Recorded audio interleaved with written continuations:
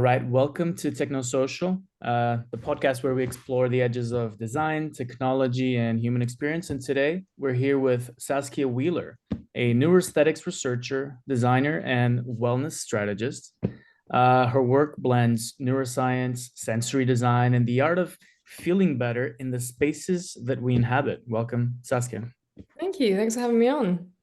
So, for those of you who are not so familiar with this concept of neuroaesthetics, imagine a room that's designed so well that it lowers your heart rate, or it sharpens your focus, or it lifts your mood.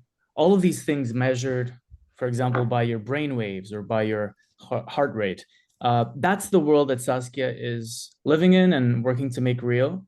So I wanted to start by asking you, Saskia, how did you first get into this realization that aesthetics could be a tool for improving well-being and measuring the improvements of well-being? How did you first get into this world? Yeah, well, it's a interesting topic. I found that neuroaesthetics I started studying about 7 years ago at Goldsmiths, which is a university in London, where I did a master's degree in neuroaesthetics. But to be honest, my understanding or appreciation of how aesthetics impacts our mental state has been quite a long time. I studied philosophy beforehand, and philosophy of mind, neurophilosophy, and aesthetics were my main areas of focus. And then from that, I've always been fascinated by people and how people kind of interact with each other and the connections that we make and how we connect and how we feel a sense of belonging. And so it seemed natural to then look at how your environment helps to shape that. And for me, I always grew up in a very creative family, and aesthetics and art was never just decoration. It was really sort of woven into the fabric of how we connect with people and each other. And so looking at art and aesthetics and design, and understanding how it makes you feel was something that I felt like I did quite naturally. And that's really what led me to where I am now in well-being. So in your work, right, there's this sentence that I heard the other day, which is how do you measure the smell of a flower? Which is, a flower is beautiful and it smells good. But how would you in your work define the measurable ways that aesthetics or beauty impacts the brain and the body and behavior? What are ways that happens in your work? Yeah, so in neuroaesthetics, we primarily use neuroscience measures. I mean, psychological measures as well, but mostly neuroscience. And so for that, you can measure physiological response of the body, like heart rate variability, skin conductance, which can be a good indicator of emotional engagement. And then, of course, brain-based measurements. So we look at EEG to measure electrical activity in the brain, and fMRI, which is used to measure blood flow to the brain, and it's very good for understanding where there is activation. And of course, both interact with each other, and so your nervous system will be influencing your brain activity and vice versa. So it'll Your brain is part of co-regulate. your brain is part of your wider nervous system, but more the autonomic nervous system. Hmm. So Mhm. would you say that you're also sort of complementing the brain to nervous system axis with the environment axis? Yeah, absolutely. I say the autonomic nervous system. Your brain would be considered part of the whole nervous system, but yeah, absolutely. Because I mean, your senses are what sort of your brain is given information from the world through, and so our senses are incredibly important because they allow your brain to make predictions about the environment, and your brain is sort of a predictive machine, and so we're constantly having forming expectations and using those to moderate our behavior. And those are largely brought about well by our own sort of preset predictions, expectations of from past experience and past learnings, but also the sensory impressions and the sensory stimuli that we're taking in through all of our senses, which feeds through your nervous system. Right. So some people say that, it's not possible for a designer to create an environment that is so well designed that they can predict exactly the brain reactions that the subject will feel. Other people might say, no, no, no, there's actually things that always work. There's patterns of reaction. So like in this spectrum between over determining the type of reaction that people will have and then people having some freedom to feel however they want to feel with the environment, like how do you sit in this spectrum? Can we force an experience on people, or are people free to experience it however they want? Yeah, well, I think in terms of the space, it's always important to think about what the use of the space is and the intention behind, like if it is for wellness or well-being. There are certain things that you can do that help to support nervous system regulation through the environment. Of course, people come to experiences and places with their own kind of their own backgrounds and so it's never possible to control each individual's response, but you can measure and look at like and certain responses and see what the correlations are between how people respond. So then you can look at things like light intensity, how that affects people, spatial layout, colors, yeah. So I think in as far as like people do come to a space like with having individual experiences, but there are definitely things you can do to moderate the environment to create the conditions that best help people to connect with each other and to kind of Hmm. feel safe and to feel a sense of belonging. Right. So you mentioned sense of belonging. What are other things that one can facilitate as an experience and for a person? Do you mean like through the environment or the design of the space? Yeah, exactly. So things that you could do as sort of the output. Yeah, so you can, yeah, design an environment for, as I mentioned, sense of belonging, for connecting with people. Also for, I mean, performance, whether it's like cognitive performance, and of course, like when I say these will support the conditions that can help people to get into the state to best like support the performance. But you're never going to be able to fully, like control a person's like cognitive performance through their like environment. Hmm. That's good. So, could you give us maybe an example on of a project or something that you've worked on or something that you think this is a great example of applied neuroaesthetic principles? Maybe something that, is are there things that we might know but haven't thought of as neuroaesthetics out there in everyday life in the mainstream, or is this something more niche? Yeah, absolutely. So I can give an example of a project that I worked on last year, which was an installation with the guy called Mark Geary from Google Arts and Culture, and we wanted to understand how connection with the different kinds of materials through your feet really influence people's subjective and state and well-being. And so we had an installation where we had like several different kinds of natural materials, and then we also had the sounds of people walking through, have that feed into their through a microphone. And it was really to understand the cross-modal interaction between sound and touch and how that might influence a person's state. And what we found is that going through the installation, it did completely people felt much more relaxed and much more at ease. And yeah, and it showed that the cross-modal interaction between the senses is super important. And so when we think about like a space, it's not only important to think about how it looks, but really how it feels through all different sensory modalities. Yeah, and then I mean, a lot of the work I do is obviously around workplaces, and so looking at workplace design, thinking about the different sounds in the environment that might influence how people connect within teams. Like if there's a lot of noise pollution, it'll influence your nervous system state, even if it feels subliminal or like not that noticeable, and that has an influence on how people connect with each other and work. Hmm. I've heard there was some interview done to the governor of Singapore, and they asked him, you took this country and you developed it so much in the last decades. What was the secret for it? And he said it was AC. And he said that AC, because it's such a warm country, just made the spaces and their temperature much better to work in because you can't think apparently when it's too hot. So, my summer experience will validate that. Um, so what other things matter in a workplace? You Mm-hmm. mentioned noise pollution. The clutter is that like a visual clutter? Yeah, definitely. I think anything that like increases cognitive load in the environment is going to impact like performance or your ability to think clearly. So yeah, a cluttered space will definitely impact that. Light is hugely important. I think in anything, arguably one of the most important things when you come to like a space, especially if it's a space that you're spending 8 to 12 hours a day in. And if you're spending the large part of daylight inside, you need to make sure you've got adequate or like good exposure to natural light because it regulates so many of internal just like processes. I mean, sleep is the big thing. We know that natural light regulates melatonin, but also all sorts of things like energy and different areas as well. So I think light exposure is really super important when it comes to that and making sure that yeah, Mm, you're not in spaces that feel too enclosed. I think what we know from like even looking back about evolutionary development is that people tend to like being in spaces where you're able to sort of there are elements of like openness and it's not too closed in, but also areas where people can feel a sense of privacy.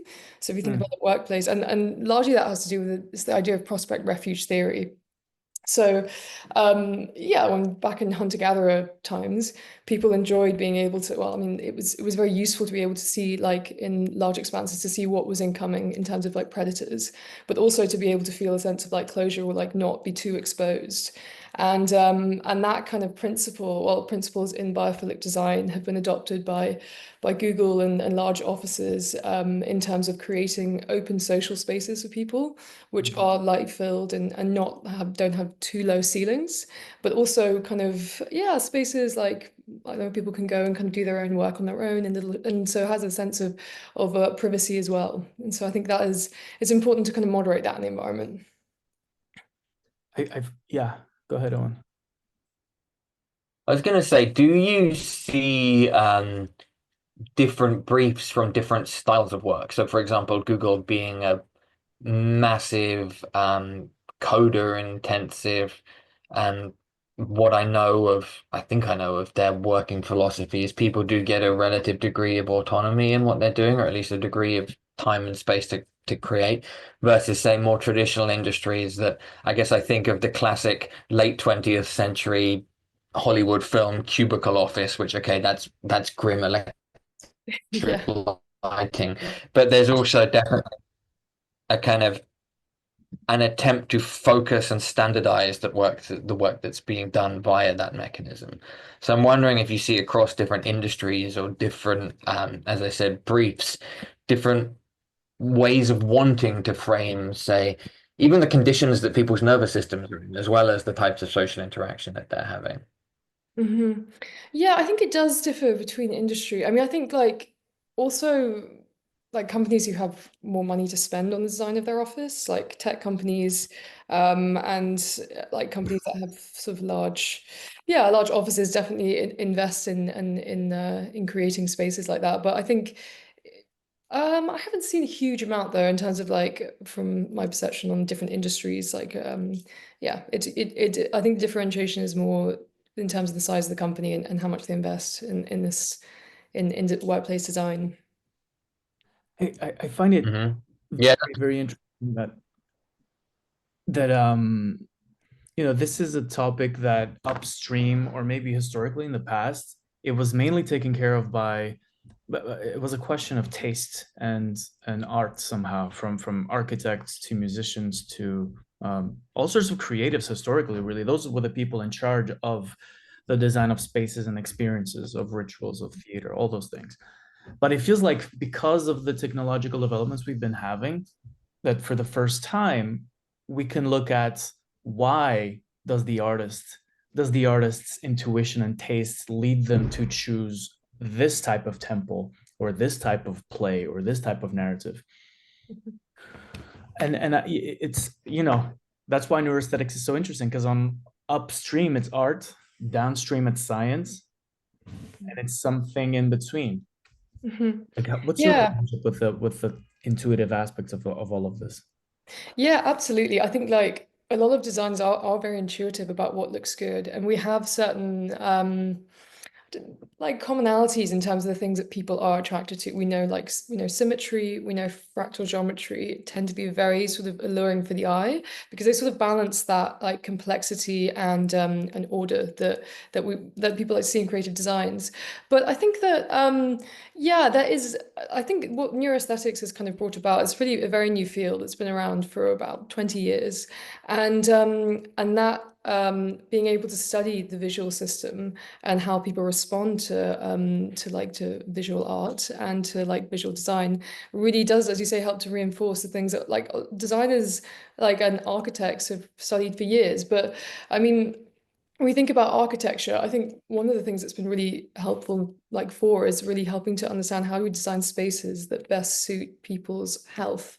Because I think if we look at postmodern like architecture in the 60s, like brutalism was very much like a big trend. But when you look at brutalist architecture, sometimes the coldness of the space doesn't always lend itself to to help but like best for people to best connect. Even though like don't get me wrong, I do love like a lot of brutalist architecture, but I think that human-centric aspect is what the scientific angle of neuroaesthetics brings in. It's sort of like when we look at design and we look at these spaces, how do we position this design to look for like how does this best suit the individual and the person rather than necessarily just the space that it's yeah, but it is something that architects have been doing for thousands of years. So it's nowadays that we have the neuroscience technology to be able to measure people within the space.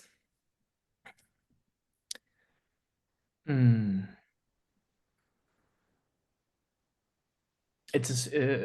I cannot help but to think of the underlying assumptions beneath. And I think this connects, Owen, to your question about Google, right? When Google perhaps wants to build an office space, they will obviously lean towards values that look good, that culturally align with their people, with the stock market, with the culture in general. Values like well-being and comfort and work-life balance. But you also can think of a monastery built in the 11th century. It doesn't prioritize necessarily those things. It prioritizes, say, prayer, meditation. It leans heavily on hard work and asceticism. Um, so it just sounds like we're talking about the ways that architecture can, according to its best skills, serve certain briefs that are of the time. And I wanted to ask you, like, what briefs are you, again, to pile on with Owen's question, what briefs are you encountering? Are you encountering mostly briefs around well-being, meditation, relaxation, letting go, peaceful and smooth? Or are you also encountering possibly other types of briefs around, self empowerment through labor or adventure? Or do you see the spectrum that I'm trying to design here? Yeah, I could definitely see that. I mean, I work in the well-being space, and so it tends to be around personal well-being and wellness and how to best design for that environment. Right. Yeah, and I think it's something that we're seeing more of now and will continue to do over the next in the future, because I think the wellness industry is obviously expanding a huge amount, and I think I think personal well-being will only be more of like a bigger topic, and yeah, especially with the way in which workplaces are being designed nowadays. But yeah, it tends to be around wellness. Hmm.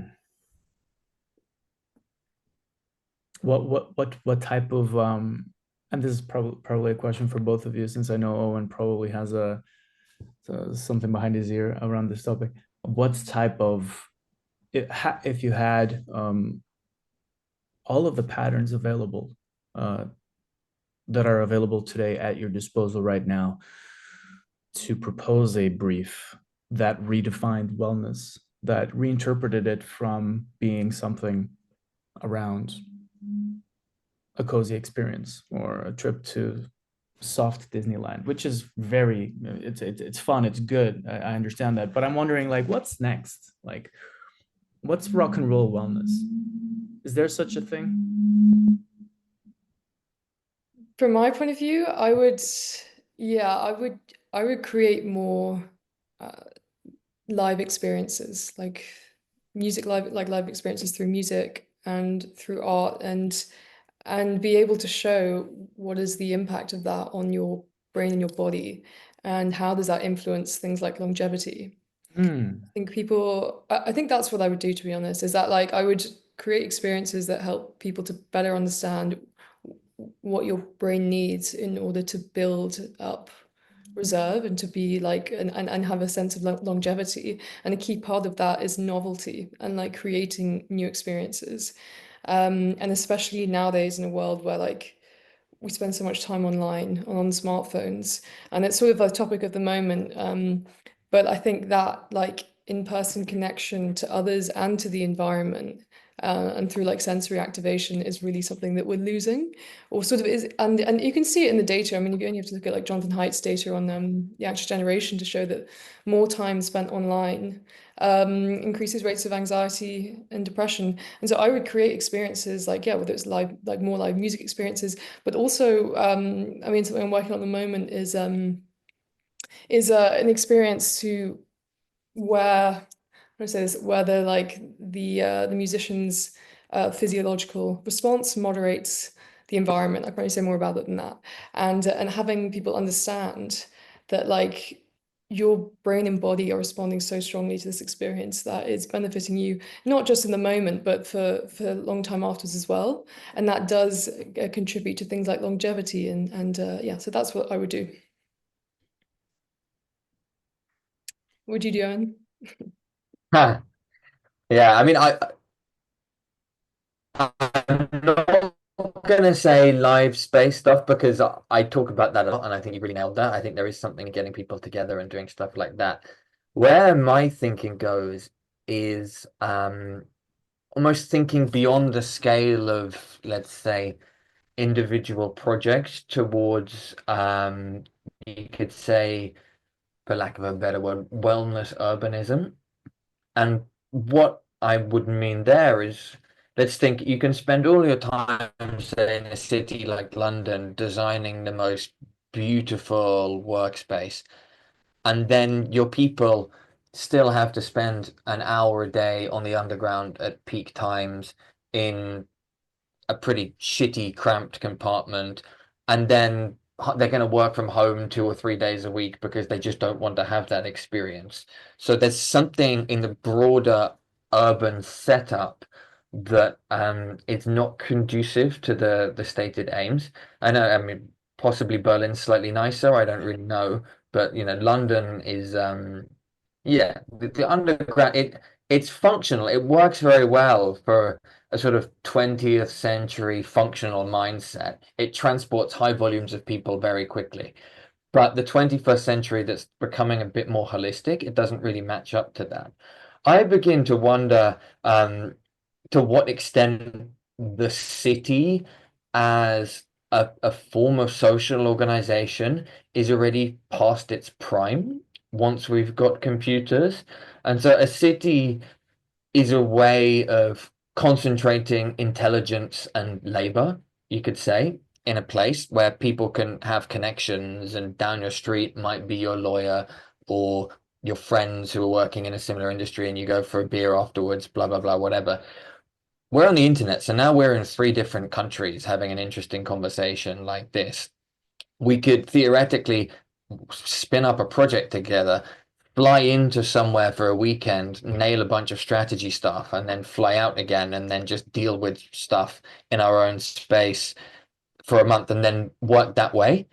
Sort of like sporadic, high intensity work moments, followed by living out wherever and wherever. So I've just recently moved out of London because it's again, it's kind of commuter belt, but the difference is it's not like people who commute into the big city to work, say, in a big job in finance or consulting and business, and then go out to the countryside on the weekend. It's more like a small startup hub community where lots of independent entrepreneurs and artists are living here, and there's a co-working space set up here. So it's a small setting but with everything needed. And I think intentional thinking around that could lead to some really interesting new, you could say, startup villages, like where both the space design, but also the urban design of the high street, the whole community, the business ecosystem could be oriented towards attracting talented, interesting people and providing a great experience. Yeah, that's interesting. I think that would be a, yeah, I guess you're in that sense, you're providing all the things that you need in that sense of community, but without the kind of like depletion, like cognitive depletion that can come from being in large cities. Depletion. You mentioned reserve a moment ago. So what does that mean exactly? Like Exactly, reserve. exactly. Like there's this. Mhm. Yeah, so cognitive reserve is really adaptability or resilience that your brain can build up to change. And it's really what underpins neuroplasticity and the ability to sort of it helps to fight off brain aging as you get older. And so your brain builds up reserve. And as we do that, I mean, it's done through through hardwiring new experiences through learning. And also I think like putting yourself in new experiences that allows your brain to best adapt to it. And so yeah, so and it's known as I say, what is like it's neuroprotective against Alzheimer's, building Hmm. to reserve. And it's something that I think our generation, I worry that we're sort of losing the ability to do that with the way we're using technology. I mean, you must have seen the recent studies on ChatGPT and the effects of ChatGPT on things like cognitive debt. And part of that I think to do with the sort of the fact that when you're using an AI to to do everything, like say like from the beginning stages of a project, you're sort of outsourcing the effort required, but that effort is really integral in terms of hardwiring new learnings, and so being able to offset some of that debt is really important. But building cognitive reserve is a good way to do that. So the difficulty of an experience is correlated with how much you draw from it in the end. Yeah, and you can think about that in many ways. I mean, like it's the same way, it's the same with dopamine. I Mhm. mean, the amount of effort put into something usually gives you like more effort usually gives you a higher reward. Whereas like we live in a society where like I mean we get constant dopamine pings from like notifications and social media, and that kind of it downregulates the receptors, and mainly because you're getting these dopamine hits but not necessarily putting in the effort to get the adequate reward. And the long-term effects of that is kind of like a yeah, disengagement and low motivation. So I just here's how I differentiate this, right? So it seems like the reason why people want wellness and why it's such a booming industry and why there's such a need for that is not that, or maybe it's correlated, who knows? Like the world is difficult, therefore people want wellness. But does that mean that people are then forgoing the riches that come from engaging with difficulty? Or is it some kind of a legitimate want to, you know what, I want to take a break, I need this? How do we Mhm. square those things? Yeah, that's really interesting actually, because yeah, as you say, like I think to be honest, I think the investment in wellness and well-being has I think it's no coincidence that it's come at the same time at which we're also seeing a rise in like social media and like we're living in a kind of attention economy where brands and companies are competing for your attention and for your and I think that yeah, it's not a surprise those things have come at a similar time. Hmm. I do think, but yeah, I understand what you mean. I think like a lot of people invest in wellness and buy functional juices and whilst that's really helpful, like a lot of the long-term work from investing in your own well-being, whether it's in self-development, takes a lot more kind of intrinsic motivation. And yeah, and that's something that I don't know if that many people are investing in, even though the wellness trend has sort of been proliferating. Yeah. Okay. I mean, it's a hard sell to begin with, right? Hey, come to this experience and do something difficult. It's like, no, thanks. Yeah, and we're not as used to doing difficult like things as mainly because like life has just become so kind of everything's so accessible and immediate using technology. I don't know, I get frustrated when I have to like load a page and you just think like it's a couple of seconds. Like it's just not something that like 10, 15 years ago would have been like, oh yeah, just sit and I think like and especially for younger generations who've just grown up with this like that you can get everything you need here and now, whether it's like food delivered, somewhat like most of your social needs met, like you can call people from across the world. And I think in many ways it's amazing because it's just created like a kind of efficiency, but I don't know if it's really been that beneficial for people in terms of like often, yeah, like having patience. Mm. What do you think? Patience is such a it's a profound word. I would imagine that low reserve means low patience. It means that you might have had your patience depleted throughout the day and its difficulties. And Yeah. to is it really a space or an experience that will help you? It can certainly propitiate that. It can certainly sort of uh, create a propension for you to build up that reserve again and empty yourself and meditate and recharge. Um, but there's a dimension of this that feels very, has to, as you say, it has to be intrinsic somehow. Mhm.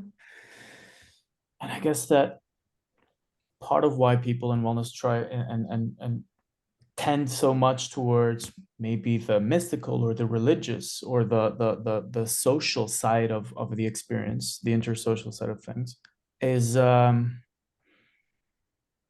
is the thought that maybe that will give you the trigger, that will be worth the effort, that will, it's a thirst for God, the way that I'm trying to conceive of it, right? People are like the world and life is so um, secularized, and there's so much technology and so much so many challenges in everyday life that even in a city like Copenhagen, which is, by all measures super nice, and you would think that the wellness metrics are as high as they can possibly be, um, there is still that thirst for the mystical or for the interpersonal connection that art and religion offer and have always offered, and people still search for that. Mm. Yeah, I think that's true. And I think we sometimes forget that like in large cities, like we didn't evolve to live in the kind of like I don't know the way we are living now with like social connection moved online in like big metropolises. And so finding spaces and religion often like house communities. Like and that has in many ways been I don't know. We've lost it in a lot of senses, or it's moved online. And in most, Western cultures, religion is not as well, like in the UK for sure, and I think some other European countries or like all the countries in Europe, that it's not as big of a part of society, especially not for our generation. And so maybe there is an aspect of people wanting to look for something else that provides that hope, that sense of like something to guide you or like have a Mhm. gives your life meaning Yeah. and Yeah, purpose. my read is that That's well-being. in the 20th century, again, certainly post-war, we had this huge pop culture boom with cinema and music and fashion and everything that went along with that, which I think for the boomers and their children did have this both mythologically, story-wise, this sense of progress and growth and constant new things, exciting things, always wanting to be on the new release or see the new thing or following the stories. And also I think there was a particular kind of release. For example, in rock and roll, it's alcohol and acid in the early days, and the music, it's heavy, it's fast, it's got this very ecstatic, explosive kind of just shake it all out. Yeah. That somewhat gets taken up by dance music once that begins to emerge with disco and then the more electronic forms of dance music in the late 20th, early 21st centuries as well. But as the society has become more technological, the internet has become more ubiquitous. As you said, Saskia, these constant kind of dopamine irritations have become more constant. That release that comes from getting super fucked up at a rock show or at a dance show, for example, actually just like nowadays when I go to one of those and I really go for it, I just feel terrible for 3 days and completely fuzzy and not actually able to keep up with what's happening. So there's almost this sense of, I think it doesn't seem like the correct ritual for the like the material and the working circumstances that we live in. And that is where certainly I've seen over the more or less 10 years that I've been involved with wellness. A lot of people find their way to wellness because they were in the party lifestyle, they were in the festival lifestyle, and they got sick of it and they were looking for something new. And actually, that story, it's not everybody, but it's a lot of people. It's, God, I really love being together with people with music and with interesting other spaces, but I'm sick of fucking drinking vodka at 7 in the morning in some random guy's flat. I'm sick of doing 5 pills at the weekend and then wanting to kill myself for a week. So there's something about the relationship with culture and sort of ecstatic release and being together that is shifted, and now it's trying to find a new something to take the space of 20th century pop culture, I think. Yeah, that's interesting. And I think part of that is because like of the polarity. Like, if people go to a festival and like having been working 12 hours a day for like or for the week or something, or like just want to go out all night and just completely like let loose or just have that like opposite experience. But if we had environments where there wasn't as much polarity in that sense, and I don't think people would feel the need to go like so overboard. I don't know, it's really interesting you say that actually, because there's a collective or like here in Berlin. I could maybe introduce you to her actually. Aoife, she's like does amazing work, but she's called Overflow. And she basically has done research on how people feel post raves. And not surprisingly, for a few days afterwards, there tends to be a bit of a drop, like they're like in their subjective wellness and well-being. And so they're looking to like reimagine those kinds of experiences. They don't have to and like rave experiences to be ones that people feel really yeah, rejuvenated after. And you don't have to have this big high and low. There are obviously stuff that influences that. It's probably not just the rave, but The other angle that I can come into this from, which is related to a project and a venture that I'm currently building, is the angle of the purposeful use of a dopamine irritation, where the tension that you bring in is part of the wellness outcome. So the story comes from sports science and this methodology called tactical periodization, which essentially is a way to train sports people, especially football players. That's where it originated from, and to train them not as if the aspects of tactics were separate from the physical aspects and were separate from the psychological aspects and the mood, but rather it's a way to train everything together plus pressure, stress, fatigue, and the ball. And what this creates is you'll never see people who use this methodology tell the players to do 45 minutes of physical and then we'll pretend to play a game for like 20 minutes. No, everything is always holistic. Like everything that you do in the training is a micro snapshot of a real situation that will happen in the game. So, maybe it's you're three guys, you're defending against four guys, you're tired, and there's two balls and there's three goals you need to defend. So it's kind of accelerating these specific moments of the game, adding purposeful tension, adding purposeful irritation, uh, putting the two guys who are competing for the same spot in there to add some psychological tension. And well, although the output isn't wellness per se, as in I feel relaxed, I feel better, I feel with myself, the outcome is better performance. And that in itself is victory, and that's a form of wellness too. yeah, and I'll bet that makes them more, obviously it increases your performance, but because of that and needing to be super adaptable or like having, or is it that like I don't know, the balls or the different goals are at like different angles and you have to be prepared for like, and being able to deal with that uncertainty. I mean, those are the kinds of things that I imagine over a long period of time, if you have to repeat them, would help to build reserve because it's sort of like making your brain adaptable to the different kinds of experiences it might have and learning to deal with that uncertainty and be like, how do I best prepare for things that aren't, yeah, that aren't expected. So you train enough reserve in the practice so that in the real world, in the real game situation, it will trigger as a reflex. You won't have to think, you won't struggle. I've been through this. And it's not only your brain that knows it, it's your heart and it's your whole body that knows how to perform in that situation, which to me reflects a lot of this holistic concept that wellness also has, right? When Yeah. you design a space, it's also about making the mind feel good and the body feel good and the social aspect feel good and the sensory aspect feel good.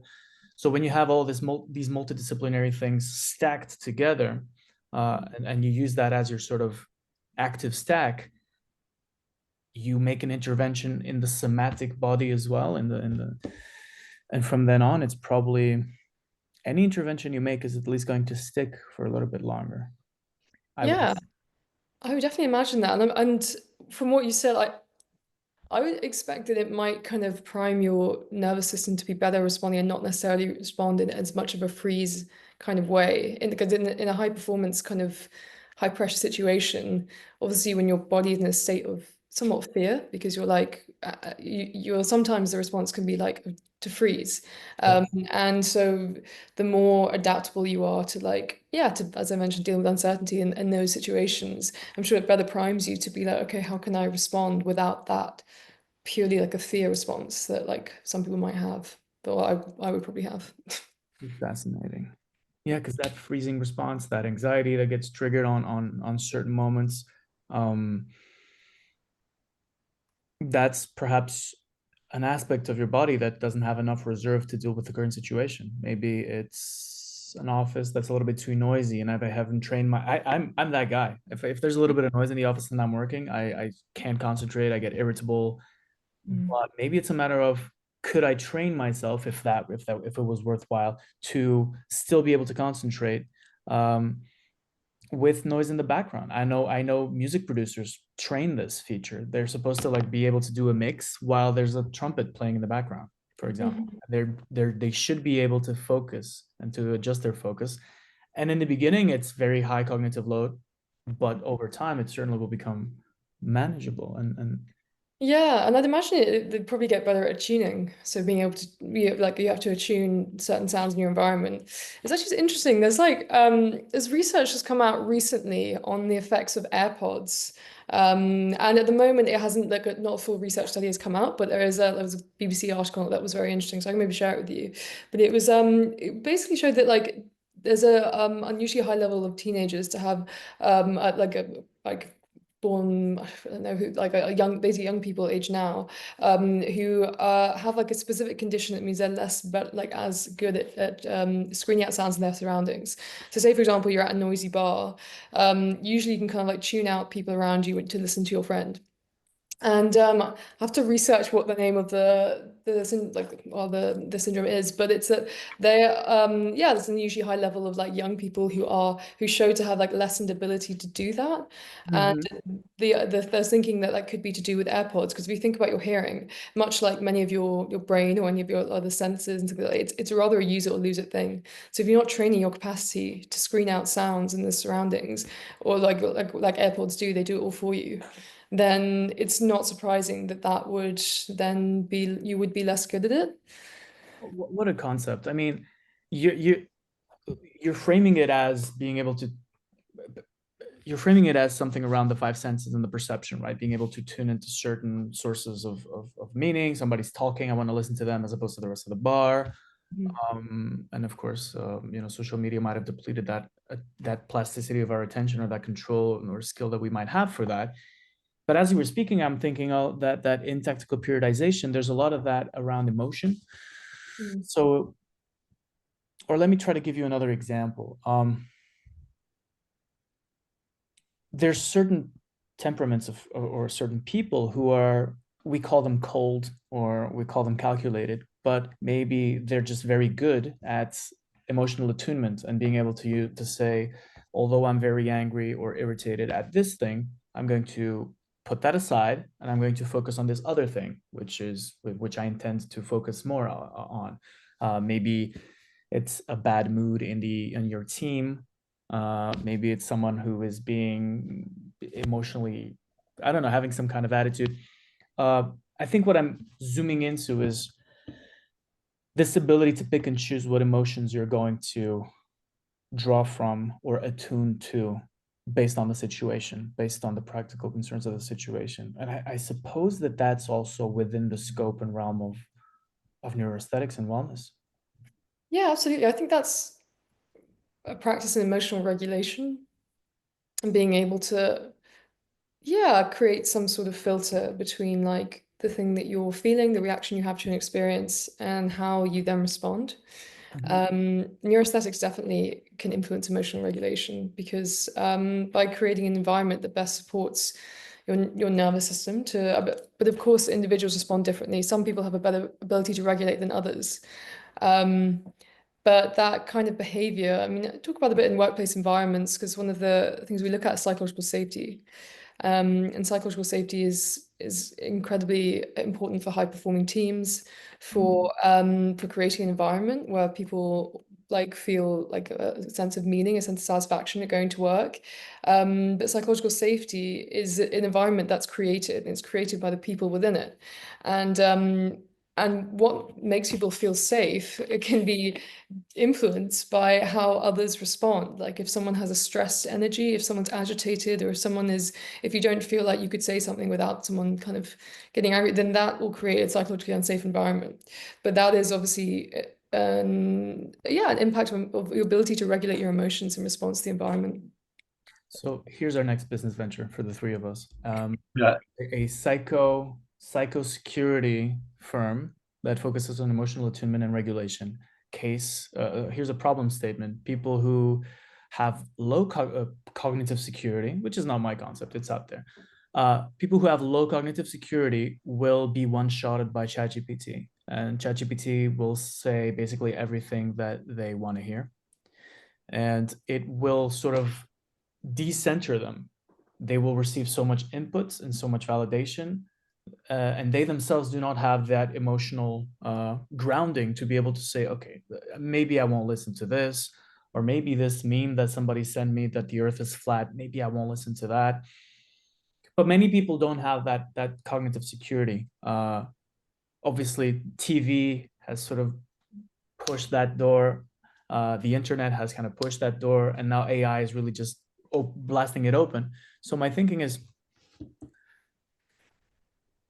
the ability to train people to navigate an informational environment that may be emotionally challenging is really the brief for wellness. I think, and I guess the concept here is emotional and cognitive and somatic security, self-reliance, resilience. Yeah, absolutely. And I think that like the susceptibility to being to sort of take things that AI says as face value also relates to your ability to exercise critical thinking, which is one aspect of cognitive debt, the like reduction. And that's one thing that things like ChatGPT, like other platforms like Elicit, sorry, and Perplexity are better because they tell you where the sources are for the information they get. But we know that ChatGPT has a positivity bias. It's often very complimentary. It can, and also you don't quite know. It doesn't necessarily weigh up the sources, and so that ability to sort of look at a piece of information that you're getting and think like, okay, right, is this like, how credible is this is something that is you have to put a bit more work in to really look at, I think. But yeah, I think that like cognitive aspect, I think that's, if anything, what the recent studies on ChatGPT have shown. And don't get me wrong, they're also very positive aspects to their studies, but this accumulation of like using ChatGPT, but the aspect of cognitive debt is a bit of a worry because yeah, I think it will make people less able to, yeah, to sort of Yeah. or more susceptible to being manipulated by AI. I can give you another example of something with ChatGPT as well, because I've noticed there's a tendency um, to say in meetings to use something like Otter AI to transcribe it and then to bang it into ChatGPT and get the summary and then blah blah blah. Okay, good, send it out. Fine, I do that as well. We all do that sometimes. But there's also something from just coming out and writing up the notes oneself that instills them at a much deeper layer to presumably you have the technical language for this, Saskia, but something like active recall or something of actually having to remember, okay, what were the important points there? Rather than, again, outsourcing that to a machine that even if it comes to the same conclusion, I'll probably just read and then file it somewhere and forget about it. Yeah. Yeah, And yeah. that's what I really think that the labor saving time of the AI has got to be offset against, I guess, those inner transformations that happen through doing the labor. Yeah, absolutely. And it comes back to that topic of effort. and like dopamine and like hardwiring information, because it's like the effort that you put in to learning equates how much sticks basically. And if you're sort of outsourcing the effort, then you can't really be surprised when, because yeah, I mean, you know, when you don't remember, even though you've like got something that ChatGPT or Otter has done, um, even if it's very efficient and time saving, which is also great, but it's just sort of, I think, yeah, just being mindful of like when it is useful to like do the work yourself, basically, as you say, like maybe transcribe the notes and write them down and or the key points. Because it is something that you almost have to like part of the aspect of life becoming so easy in that sense with like AI systems doing so much work for us is that like it can just be so easy to not have to put the effort in to learn and but that is it can be detrimental in the long term. I often wonder, I mean, I had a chat with someone he's the head of workplace innovation at Google DeepMind, and I was asking him what he thought that expertise in fields might look like in like 15 years time. Because if like the experts or if in 15 years time are being sort of honed now, they're using AI to do it, like it's just yeah, I don't know. I wonder how well we'll be able to talk about the things that, you know, studying. I mean, I notice when I'm, for example, as a musician, I've increasingly moved away from anything electronic. Mm. And so now I've been playing classical guitar and most recently flamenco guitar. And I've become a the start more and more fascinated by flamenco is this art that balances instruments and dancers. And it's a gypsy style originating presumably around campfires. But there's something in that it just being acoustic instruments and an intense physicality to it that just nourishes me, to be honest, in a way that nothing that is produced on a screen or with electricity is doing. And then Saskia, a moment ago, you were talking about live events and the interesting thing about bringing people together in physical space for wellness as well.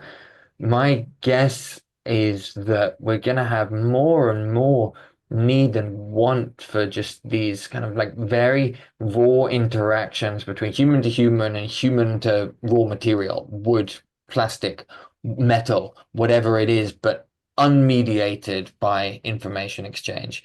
And thinking about even expertise, I think, for example, and this ties in with your stuff on performance and the tactical periodization, Daniel, and the football stuff. You know, I've noticed even in working in startups, yes, so much can be automated and process based, but you know, the messy complexities of human relationships and human politics remain if so important, possibly more important, because organizations are not so much like a 400-person hierarchy with one person at the top, four people reporting, and then sort of cascading down like that.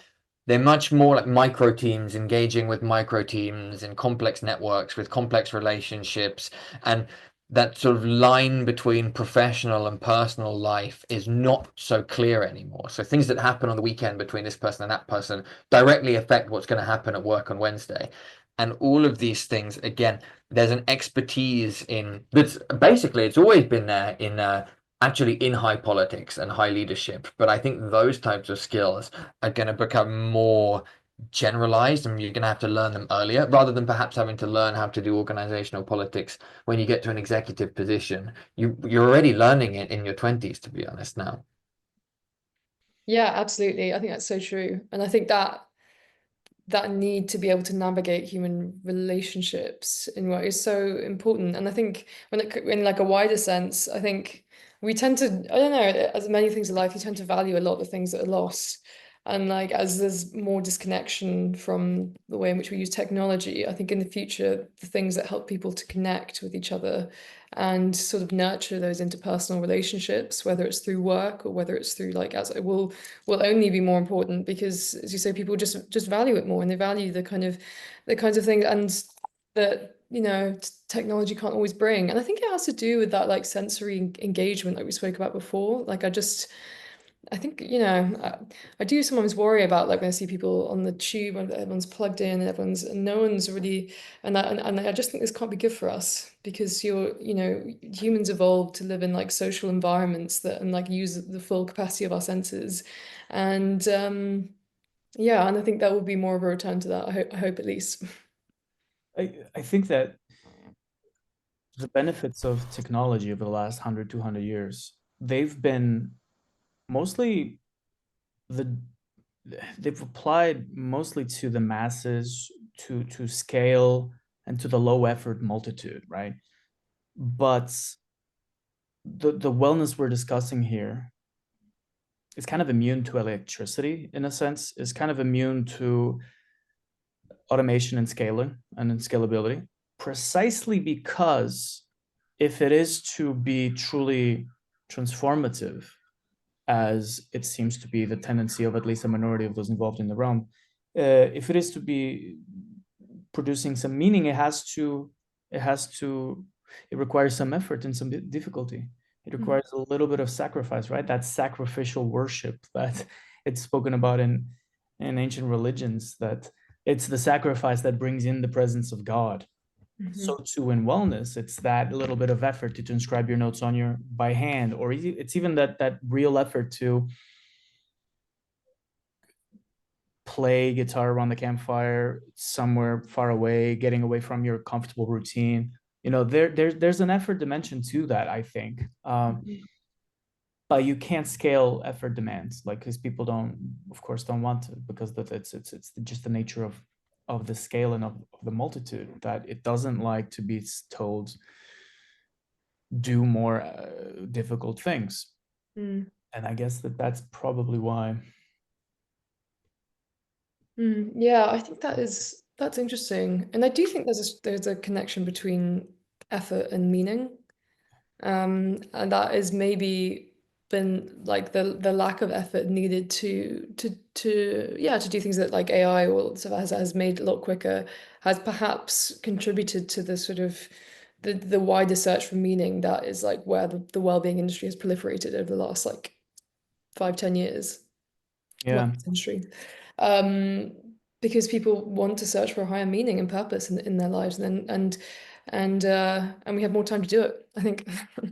And it's a strange one because everybody will have their own opinion, right? There's the people who believe making an effort is what you need to do, and it's got that sort of masculine coded high performance vibe. But then there's also the more Eastern adjacent vibe of we need to make an effort to not to make an effort, because that's where the presence will lie, in the stillness and then the quiet. um so it's very confusing because it doesn't feel like it's very difficult to speak about and to transmit. And I guess that's probably one of the reasons why the most successful wellness experiences are precisely those that are sort of reduced to, and by this I don't mean it in a negative way, but reduced to the concrete gains that can be gotten from a space that increases productivity, or a space that reduces stress, like in these very concrete measurable things. um yeah,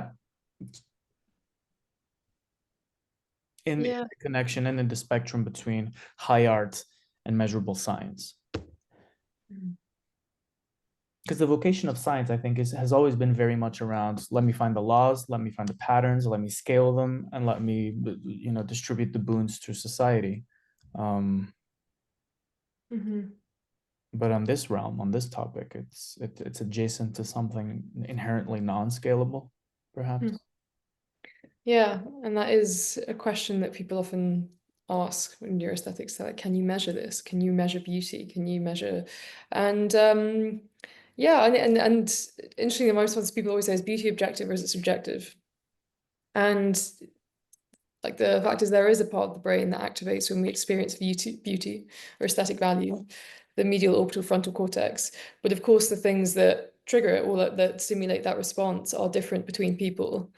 There are some things that generally across the board people tend to like in patterns and shapes and forms, but um, but what we find beautiful aesthetic is in a large part contributed by your cultural upbringing, your like social upbringing, what your family's like tastes and things like that. So it really it can depend on those aspects too.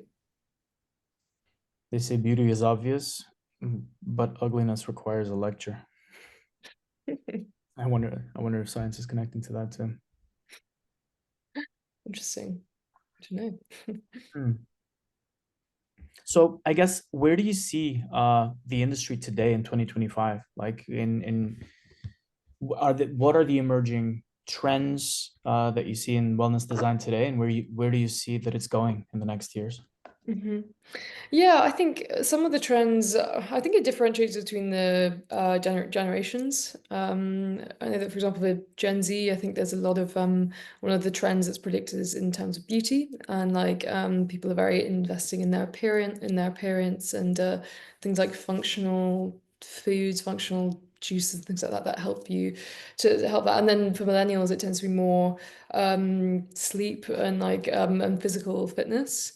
But from what I'm seeing, that I think there is a strong move towards like analog experiences in wellness, like we mentioned, like in-person physical experiences and using tech for good. I think people are becoming very aware of how the effects of social media, especially younger generations, which is what is interesting. I've been following a bit of Jonathan Haidt's recent work, and there's like interestingly teenagers becoming really aware of the effects of social media on their own brains.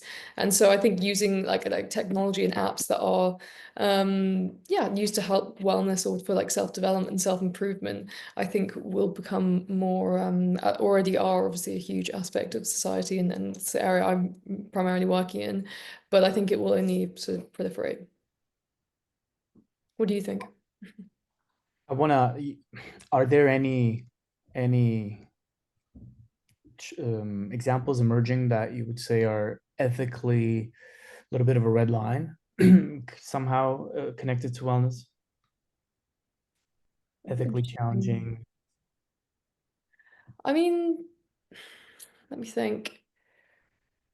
But To be honest, from what I've been listening to, like medical practitioners, a lot of Mhm. the kind of like functional foods and juices, I have to think of some specific brands also, are kind of overstating what they can show, what the effects are, and really the effects of having like just a balanced diet are so much stronger, or getting minerals and vitamins from natural sources rather than like purely supplementation.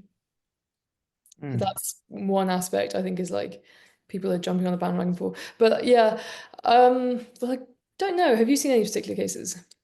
Um, I'd say that state change, imposing state change through the instruments of wellness and neuroaesthetics, I can totally see how that would become a use case that can be used non-ethically or can be used for in ways that certain people will find it non-ethical and certain people will find it perfectly good and because I'm doing it. Meaning, state change at scale through even through the diluted means of the internet and social media. Um, if we can measure the impact of light on well-being, we can also measure the impact of certain tidbits of information on well-being. We can measure and probably scale some patterns of how people react to certain types of information or memes, or create sort of a typology of emotions and emotional reactions that people tend to have to this type of information. The palantir for the somatic body, if you will. So that's what I see as being somewhat of a creatively interesting, but also ethically like challenging thing. Propaganda in the age of AI with wellness, if that makes sense. Yeah, that's interesting. I could see. I think that I don't know. I think that the aspect of being able to measure all aspects of your health will have good and bad sides to it. Like, wearables, although it's very useful to be able to look at like energy levels and like and I know sleep, if you become too sort of pedantic about it, I don't think that is really I think it can be dangerous because I think the need for people to optimize on every single area of their life is is, I don't know, it works for companies, it works for like when you're looking for a clear kind of best result output, but for people when you're the output is not just kind of the only measurable one, but also your like subjective well-being. I don't know if it's really, I think it can be dangerous to be like super optimizing and like every single part of like your health. I totally agree. I mean, it's that we're currently drawing the line, a limit line around what we're optimizing as a culture and wellness, right? We're focusing on the foods and on these sort of relatively okay things to optimize. But if we take the assumption that the emotions we have are affecting our wellness, and the words we believe in and the words we say also affect our wellness, then all of a sudden, what comes out of your mouth is also going to affect your holistic well-being. um, and here I'm kind of circling back to that idea that trends and campaigns in social media, for example, they will produce emotional impacts on people, which in turn will produce bodily impacts on people. I mean, we were all stressed out of our minds during COVID. Of course, we were sitting in the home, whatever, but like the media was barking at us, fear, fear, fear, fear, fear, all the time. So that's what I'm thinking about. Like that is wellness as well, right? That because our emotions are part of our body as well, and they're part and parcel of what wellness is about. It's the holistic approach, in fact, actually. Yeah, that's interesting. Yeah, and I do think the kind of the self-talk or the things that you play over in your mind, they of course influence your state because it's like, I mean, if you hardwire a belief, whether it's a belief about yourself or about the environment around you that it's not safe or then that will perpetuate and it will affect your state. But yeah, I don't know. There's definitely like a line as to how healthy it is to yeah to Hypnosis be used for wellness in your perspective?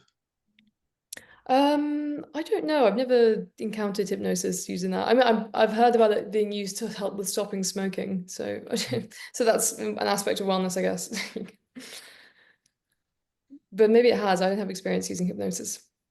Mm, yeah. I guess as in good old technosocial fashion, I'm pushing the boundaries of what's of all the disciplines, and can we use this for that? Mhm. No, it's interesting. I mean, I think something else that came to my mind about thinking about perhaps more controversial applications, right, is that throughout this um, I think we've correctly been weaving in these threads, you could say, of wellness and high performance. And I think, although sometimes on Instagram I see things that people are saying like, stop focusing on performance, just go and take a walk, or whatever, which is true. There is a way in which high performance and productivity goes hand in hand with wellness. It's this, partly I think it's coming out of even stuff like high performance sports, where you're seeing that people are able to sustain intense lifestyles and do sort of superhuman things because they have this conglomerates of cutting edge science and diet and nutrition and like all the health around them, and that sort of cascades down. But the other thing about high performance is part of the art of managing high performance is knowing when to let people go and remove people from the system that aren't working well. And this happens in sports teams. We know about, if someone's not performing, they're gone. Similarly in startups, ultimately, if someone's not performing, you got to let them go. Letting someone go is never particularly easy, and it's never particularly good for that person, especially if they haven't really got a plan B. It can be intensely stressful, and it can also create a sense of fear throughout the other people around it. And I'm even to go to look to the professional sports example. Yes, in some sense, it's high performance and high wellness, but it's also pretty clear that off-ramping, like top performing sportsmen, when their careers start to go downhill, they can drop into huge depressions because they're so used to being at a certain level of performance, and then they're not capable of it. And I think they have to wrestle with themselves. And that's a a very lonely darkness because it's a darkness that few people can even empathize with. And so there's something in this space around understanding, okay, if we're part of what we're optimizing for is human high performance, there is also, I wouldn't call it the shadow side because it's just part of high performance, but there's definitely the you could say the harsh side, the severe side of high performance. Yeah, I think that definitely can be a hard time. And also I think like motivation and how hard people work relates to engagement and how engaged they feel. So yeah, I mean like I think performance is largely hugely related to engagement and how much people feel intrinsic motivation to do and how if they feel valued, if they feel that input or what they're giving is making a difference. If I was to ask you, how do you trigger intrinsic motivation in someone to perform in any given domain? What is there a way? Are there any patterns? Well, it's hard because you obviously, if something to intrinsically motivate, it's from within your own desires. But what I would suggest is like we think about it sometimes in terms of how it relates to stress, because and stress that is like intrinsically motivated or fueled by things you're intrinsically motivated by tends to be actually quite beneficial for your brain. It's associated with like, say, for example, if you're working on a challenge that has a deep intrinsic motivation, relates to a higher meaning or something that you like find purpose in, then it tends to like, well, it's been shown to increase memory and like hippocampus density. But then the flip side of that is chronic stress or distress. Mm. And that kind of stress is usually stress that's put on people from the outside in. And like, don't get me wrong, I mean, not everyone can live their life only focusing on the things that they're interested in, like intrinsically motivated by, because that's not how the world works. Maybe, who sees, maybe in 10, 15 years when AI is doing everything for us, we can focus on that. But distress has hugely depleting effects on like things like yeah, like chronic inflammation within the body, and is usually what leads to things like burnout. But in companies or in teams, as a manager, it's really hard to say because I think like I would probably try and look for the markers of things that people in the teams are doing where they you can see that are just like lit up and they go the extra mile and they want, and that's usually a sign of intrinsically motivation or what they're interested in. What do they Mhm. do in their free time that could be somewhat related to the company that you're in, that you're like, oh, that's interesting. They like doing that. How could that then feed into what we do? And of course, the ultimate goal is to do the work that benefits the company. But if tapping into people's intrinsic motivations or their interests can maybe help to restructure and help people to work in ways that benefits the company and the individual. Yeah, it makes me think that it's very difficult to engender intrinsic motivation for high performance because, it's very difficult to figure out the right kind of pressure and whether or not that's even gonna work or should work. Uh, if you put too much, the person burns out. You put too little, then it's not working. Society already puts so much stress to begin with, that it's hard to sort of differentiate the qualities of stress that you're using as your tool. So yeah, I mean, I get what you mean, Owen, with the requirement for sometimes a severe attitude when it comes to engendering performance, but the definition of it depends on the domain. I think that's what it comes down to, right? Depends on the domain, depends on the game itself, depends on. I don't think that might there be a universal metric for this? Probably not. I'm talking myself out of the pattern point that I spoke about in the beginning of the conversation, or the Mm. archetypes. Yeah. Yeah, I think to avoid chronic stress that might lead to burnout, I think on an individual level, it's important to try and moderate your activity to not put yourself in states of high stress or like for long periods of time, which obviously incredibly hard to do if you're in a company and you have stuff you need to get done. There's a lot of pressures. That's not always up to the individual, but stress is like cortisol needs to come down. So like cortisol is brilliant. It gives you like energy and it gives you sort of motivation and drive. It's how we sort of get things done. It peaks early in the morning because it's the start of the day and you've got a lot of things to do usually for most people. And but you know what comes up must come down, and if it's and if you're in states of chronic cortisol, which is a huge problem in today's world because we just live in a society that demands so much of our attention at all times, and that intention increases cognitive load. It can sort of and especially living in cities and urban environments, we know the people who live in cities have generally high levels of cortisol. It's not surprising, to be honest. But it's such a huge problem nowadays because it's sort of become a norm to be in states of high stress, and it shouldn't be. Maybe and the solution is to, like you said, have outsource rather than being cities, outsource these kinds of communities into more like relaxed spaces or like natural spaces. Yeah, it certainly helped me. It's not the most scalable option, unfortunately, but I think we'll definitely see more of it. It's funny, I hear from people, more and more people, some friends over in Sweden have also just moved just outside of the city. It's this ex-urbanization as opposed to the suburbs, the exurbs. There's Yeah. something we're talking about. So, okay, one train ride and you're in the metropolis, so you can do your meetings, but then you come out and you can walk in the forest and spend a week out just working on your laptop at home if you want. Hmm. Yeah, I mean that sounds like the best of both worlds, really.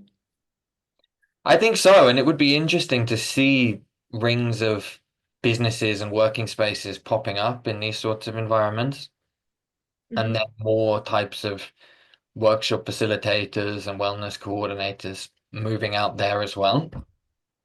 I mean, the interesting thing is that from a business perspective, certainly what we have here, it's already lots of people who work in finance living out in these spaces already. So there's money going around. So actually, Hmm. there's capital to get stuff off the ground, and then that becomes attractive and appealing. Yeah, absolutely. And you wouldn't have to spend so much money commuting. Yeah, exactly. There's not really a good solution to the tube train. True. Even with the Yeah, Elizabeth line.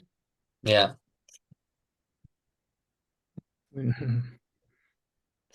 Yeah, we're building the architecture for commuting and not just people around. That was the 20th century challenge. Now we're trying to commute emotions and stress around, like the Internet of Experiences once promised. Very, very cool. I think we've been going for about an hour and 20. I think we're reaching the end of our conversation. Saskia, you're so brilliant. You're so smart. Thank you for this time. I wanted to sort of ask you, like at the end of this, is there anything that we didn't touch upon that you'd like to mention, or what's your vision for the future? What do you want to say to all the people out there who are interested in neuroaesthetics? Yeah, absolutely. Well, thank you so much for having me. I've loved the conversation. It's been super interesting delving into lots of different kinds of topics.